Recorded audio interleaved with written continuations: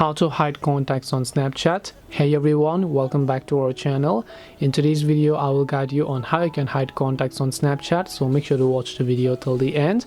If you want to hide contacts on Snapchat, all you have to do is go ahead and then make sure to launch a Snapchat application here, and then tap the Bitmoji avatar first of all from the top left, then tap the gear icon from the top right. And if you want to hide your contacts, let's say, you can just see all these options. Who can see me in Quick Add, you can turn this thing off. Who can contact me, you can set that to friends and contacts only. Scroll down all the way to the bottom until you see contact syncing, and then tap on it. And all you have to do is, just in case you have actually turned this thing on, you want to make sure to turn it off like this. And you can see contacts saved with Snapchat. You want to make sure to disable that as well. This way you'll be able to hide your contacts on Snapchat. Hope this video was very helpful. If you have got any questions, feel free to also leave them down in the comment section.